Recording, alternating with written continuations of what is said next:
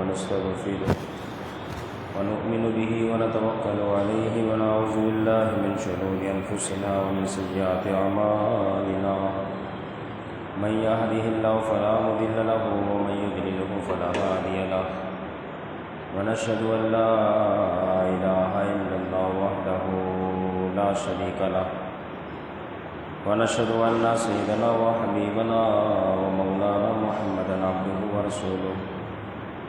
أما بعد فأعوذ بالله من الشيطان الرجيم بسم الله الرحمن الرحيم لقد رضي الله عن المؤمنين إذ يبايعونك تحت الشجرة صدق الله العظيم قال النبي صلى الله تعالى عليه وسلم ألا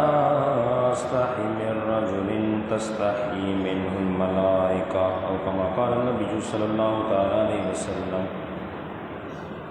قال النبي صلى الله تعالى عليه وسلم الحياء من الإيمان أو كما قال النبي صلى الله تعالى عليه وسلم إن الله وملائكته يصلون على النبي يا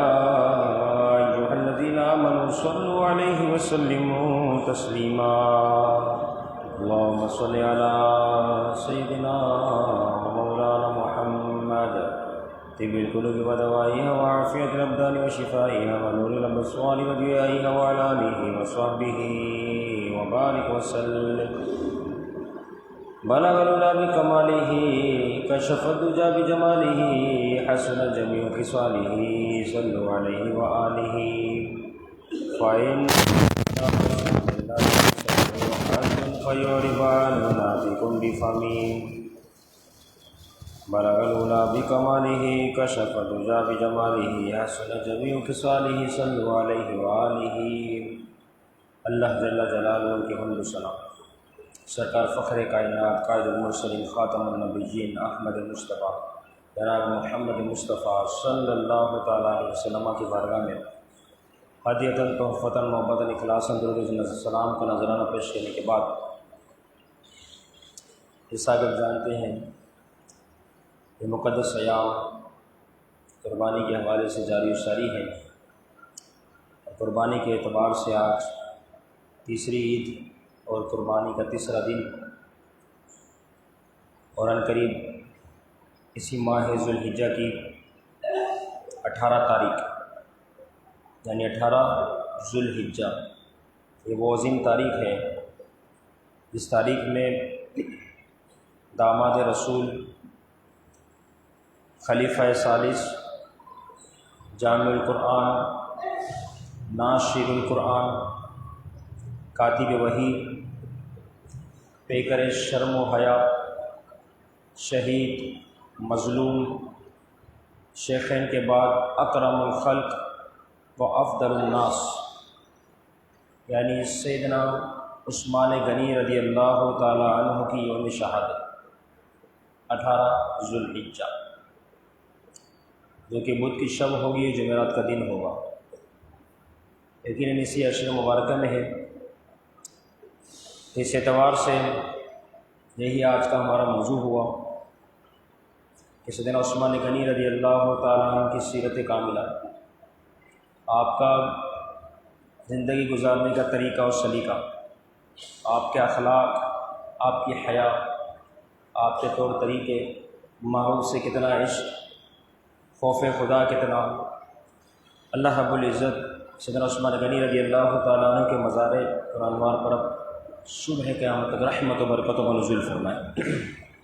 ان کی سیرت پر ہمیں عمل کی توفیق نصیب فرمائے یقیناً انبیاء و رسول کے بعد افضل جماعت بہترین جماعت وہ صحابہ کی جماعت ہے کیونکہ غوث قطب ابدال دیگر اللہ رب العزت کے چاہنے والے اولیاء کاملین محبوبین علماء ربانیین ائمہ مجتہدین سلف صالحین ساری زندگی اگر سجدے میں پڑے رہیں، ساری زندگی عبادت کے لیے وقف ہو جائیں، پھر بھی ان کی ساری زندگی عبادت کے لیے وقف ہو، لیکن صحابی رسول کا ایک سجدہ ہو تو یقیناً وہ تمام ساری زندگی کی عبادتیں بھی صحابی کے ایک سجدے کی عبادت کے برابر نہیں ہو سکتی جو اللہ نے صحابہ کو مقام و مرتبہ عطا فرمایا، جنہوں نے ایمان کی حالت میں رسول اکرم صلی اللہ تعالیٰ علیہ وسلم کو دیکھا، پھر ایمان ہی پر اس دنیا سے رخصت ہوئے۔ ان کی شان اتنی اعلیٰ ہے، تو ان میں بہت بڑا نام جو مسلمانوں کے تیسرے خلیفہ مقرر ہوئے سیدنا عثمان غنی رضی اللہ تعالیٰ، کہ آپ عشرہ مبشرہ میں سے بھی ہے، وہ 10 صحابہ جنہیں رسول اکرم صلی اللہ تعالیٰ علیہ وسلم نے دنیا میں ہی جنت کی خوشخبری عطا فرمائی، ان میں ایک نام عثمان غنی رضی اللہ تعالیٰ عنہ کا بھی آتا ہے۔ اس ساری شان و شوکت اسے نصیب ہوئی جو آزمائش پر پورا اترا، رب عز و جل کی طرف سے جو اس پہ تکالیف، مصائب و آلام، پریشانیوں کا سلسلہ ہوا، تو ان تمام میں انہوں نے صبر کیا اور دین پر اور مضبوطی سے زیادہ قائم ہو گئے، تو ان کا نتیجہ یہ ہوا کہ رب عز و جل ان سے راضی ہوا، رضی اللہ عنہم ورضوا عنہ۔ استقامت کے ساتھ دینی معاملات میں مضبوط ہو جانا چٹان کی طرح، چاہے کوئی یہاں کھینچے وہاں کھینچے، لیکن دینی احکام، شرعی احکام جو ہم پر مقرر ہے رب عز و جل کی طرف سے، اس میں رائے کے دانے کے برابر بندہ پیچھے نہ ہو، ہر حال میں رب کی رضا کو تلاش کرے۔ جب اس کیفیت، اس حالت کو بندہ پہنچ جاتا ہے تو پھر اسے ایمان کی بھی حلاوت نصیب ہوتی ہے، مٹھاس نصیب ہوتی ہے۔ اب وہ اگرچہ آزمائش، تکالیف والے معاملات ہوتے ہیں، لیکن یہ تکلیفیں بھی انہیں راحت و سکون پہنچاتی ہے، کیونکہ اب سب وقت جو کام، ہر شے رب کی رضا کے لیے ہونی ہے، تو پھر اس میں برکتیں بھی ملتی ہیں، مٹھاس بھی ملتی ہے، چاہت بھی نصیب ہوتی ہے۔ یہی اسی طرح سیدنا عثمان غنی رضی اللہ تعالیٰ عنہ کی شان کہ آپ کے چچا نے جب آپ کو دیکھا کہ آپ مسلمان ہو گئے، نبی کریم صلی اللہ علیہ وسلم پر ایمان لے، کلمہ پڑھ لیا، چچا کی کافر تھا حاکم بن ابی عاص، اس نے جب اس طریقے سے دیکھا کہ اس کا بھتیجا جو ہے وہ ایمان لے آیا، وہ آپ کے پاس آتا ہے اور عثمان غنی رضی اللہ تعالیٰ عنہ کو رسیوں سے باندھ دیتا ہے، سخت قسم کی اذیت پہنچاتا ہے، بہت زیادہ تکلیفیں دیتا ہے، اور ہر تکلیف کے بعد یہ کہتا ہے کہ تو اسلام کو چھوڑ دے، اللہ یعوذ باللہ۔ اگر تو اسلام کو نہیں چھوڑے گا، رسول اکرم کو نہیں چھوڑے گا، تو یہ اذیتیں، یہ تکالیف، مصائب و آلام، یہ میں بڑھاتا چلا جاؤں گا، مگر قربان جائیے سیدنا عثمان غنی رضی اللہ تعالیٰ عنہ کی دین سے محبت پر۔ ہر بار آپ یہی جواب ارشاد فرماتے، میرے چچا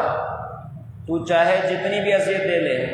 لیکن جس پاکیزہ مذہب اسلام کو میں نے پکڑ لیا ہے، جس پر میں قائم و دائم ہو چکا ہوں، فرمایا میں اس سے ذرہ برابر پیچھے ہٹنے والا نہیں، اور میں محبوب کریم صلی اللہ تعالیٰ علیہ وسلم کے دامن کو کسی صورت میں چھوڑنے والا نہیں۔ کتنی اذیتیں پہنچائی جا رہی ہے اسلام قبول کرنے پر۔ آج ہماری کیفیت بیٹھے بیٹھائے رب عز و جل کے فضل و کرم سے ہمیں ایمان کی دولت نصیب ہوئی، کلمہ نصیب ہوا، نہ کوئی اذیت، نہ کوئی تکلیف، نہ کوئی پریشانی، بیٹھے بیٹھے اس سارے معاملات ہو گئے۔ لیکن وہ وقت کتنا کٹھن تھا، کتنا سخت تھا،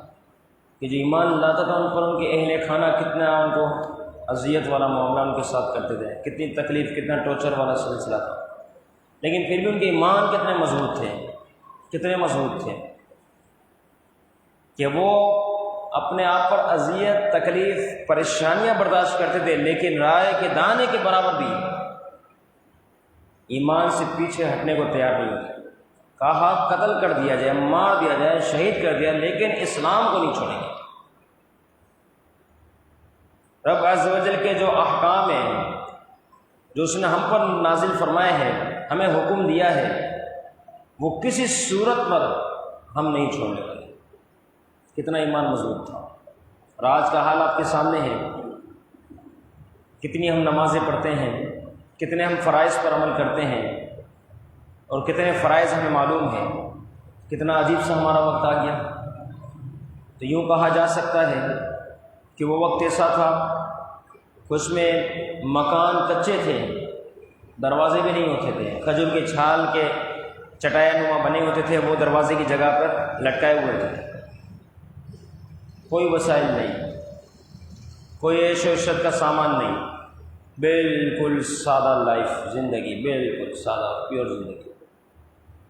تو یوں کہا جائے تو غلط نہ ہوگا کہ اس وقت مکان کچے تھے، لیکن ان کے ایمان بڑے مضبوط تھے، اور آج مکان پکے ہو گئے ہیں، لیکن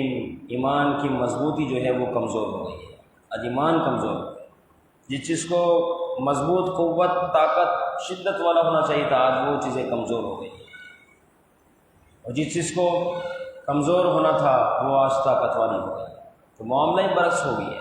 بہت زیادہ معاملات برعکس ہو گئے۔ ہر چیز کے اندر نمود و نمائش، ہر چیز کے اندر دکھاوا، ہر چیز کے اندر ریاکاری، نہ جانے کیسے کیسے معاملات بظاہر دیکھنے کو مل رہے ہیں۔ قربانی کے ایام ہے، آپ دیکھیں یہ ایمان کمزور ہونے کی دلیل نہیں تو کیا ہے کہ جانور لانے والا جب جانور لائے اور لوگوں میں اعلان کرتا پھرے، میں اتنے کا لایا، میں اتنے کا لایا، میں اتنے کا لایا۔ پوچھا، آپ نے بتایا،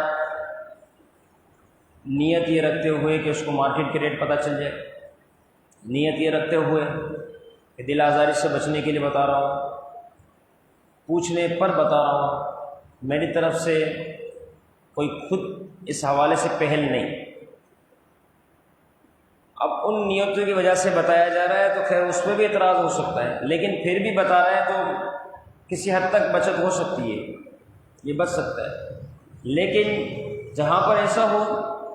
کہ بندہ خود بتا رہا تو میں نے اتنے کا جانور لیا، جس طریقے سے آج ایک شغل میلہ بنا ہوا ہے، کوئی آپ سے ملاقات کرے،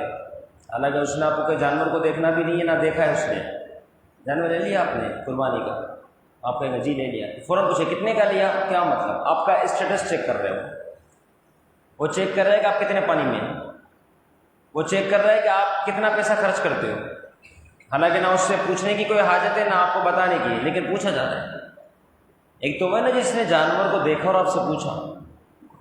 تو اس میں تو چند ایک نیتیں نکلنے کے چانسز ہیں، لیکن یہاں تو اس کو جانور دیکھنا ہی نہیں، وہ کہاں آپ کہاں، بس ملاقات بھی آپ سے پوچھ لیا۔ آپ پوچھنے کا کیا مقصد بنتا ہے؟ اب کچھ لوگ ایسے ہوتے ہیں، ہاں میں 5 لاکھ کر لیا، کوئی کہ 10 لاکھ کر لیا، تو یہ کہ تو کس لیے لیا آپ نے؟ دکھاوے کے لیے؟ یہ اگر آپ نے لیا اور نیت دکھاوے کی تھی، محلے میں واہ واہ ہوگی، لوگ میری تعریف کریں گے، سینہ میرا چوڑا ہو جائے گا، ہاں بھائی بہت مہنگا جانور لایا، تو یہ تو لوگوں کی زبان پر معاملات تھے، وہ تو ختم ہو گیا، دکھاوا تو سارا ختم ہوا۔ حدیث مبارکہ میں بڑی طویل حدیث مختصر یہ کہ امام علیہ الصلوۃ والسلام نے فرمایا بروز محشر سخی کو لایا جائے گا جس نے اللہ رب العزت کی بارگاہ میں اپنا مال و متا خوب خرچ کیا، لیکن نیت، یہ دل کی کیفیت ہے نا، نیت کیا تھی؟ فرمایا اس کی نیت یہ تھی کہ لوگ مجھے سخی کہیں، اب لوگ اسے سخی کہتے تھے۔ اب اس شخص کو لایا گیا، امام علیہ الصلوۃ والسلام فرماتے کہ اللہ رب العزت نے اس سے فرمایا میرے لیے کیا لایا؟ وہ شخص کہنے لگا اے اللہ تیری راہ میں نے بھر بھر کے صبح و شام مال کو خرچ کیا، بہت مال و متا خرچ کیا، تیری راہ میں بھر بھر کے میں نے دیا۔ میرا رب فرمائے گا اچھا، پھر میرا رب اس سے فرمائے گا تو جھوٹا ہے، کیونکہ تو نے میری رضا کے لیے مال خرچ نہیں کیا، تو نے تو اس لیے مال خرچ کیا کہ تجھے لوگ سخی کہیں۔ تیرے ذہن میں تیری دلی کیفیت اس چیز پر تھی کہ لوگ تجھے سخی کہیں، خیر تو نے مال خرچ کیا لوگوں کو دکھانے کے لیے، لوگوں نے تجھے سخی بھی کہہ دیا، مقصد جو تھا نا وہ تجھے مل گیا۔ مقصد کیا تھا کہ میں مال خرچ کروں لوگ مجھے سخی کہے، تو اللہ رب العزت فرماتا ہے کہ تو نے اپنا مال خرچ کیا، لوگوں نے تجھے سخی کہا، تمہارا آپس کا معاملہ دنیا میں ختم ہوا، میرے لیے کیا لایا؟ میرے لیے یہاں پر کیا لایا؟ انما یتقبل اللہ من المتقین، کہ یہاں جو تقوی کا معاملہ تھا، پرہیزگاری والی معاملے صورت تھی، میرے لیے تو کیا لایا؟ فرمایا تجھے جو چاہت تھی وہ تجھے دنیا میں تو عطا کر دی گئی۔ جس طرح واہ واہ ہو جائے کسی کام پر، اس کی نیت بھی واہ واہ کی ہو، دل کی کیفیت بھی ایسی ہو، تو کہاں ہو اس کی قربانی؟ اس کا معاملہ تو ختم ہوا، اس نے تو اپنا معاملہ خود برباد کر دیا۔ تو بروز محشر اس دکھاوے والے شخص کا یہ حال ہوگا۔ پھر محبوب علیہ الصلوۃ والسلام نے فرمایا، میرا رب فرمائے گا اے فرشتو اسے منہ کے بل گھسیٹتے ہوئے جہنم میں ڈال، الامان و نفیس۔ حالانکہ شب و روز یہ مال کو خرچ کرتا تھا، شب و روز اللہ کی بارگاہ میں خیرات کرتا تھا، لیکن نیت کیا تھی؟ دکھاوا، لوگ مجھے سخی کہیں، میرا ادب و احترام کریں، میں سخی ہونے کے اعتبار سے مشہور ہو جاؤں۔ تو آدھے کہ قربانی میں کافی حد تک یہ عنصر پایا جا رہا ہے، اسٹیٹس پہ لگانا، دیگر اپنے جانور کی نمائش کرنا، اور عجیب و غریب خرافات کا سلسلہ سارا، کیونکہ دل کی کیفیت بہت بڑی شے تھی نا۔ جسے میں نے عرض کیا نا، وہ زمانہ تھا جس میں مکان کچے تھے، ایمان مضبوط تھے، آج ایمان کچے کمزور ہوتے جا رہے ہیں اور مکان مضبوط سے مضبوط ہوتے جا رہے ہیں، یہی کیفیت ہے۔ دل کی کیفیت دیکھیں نا آپ، کہ آپ جب گھر سے نکلے،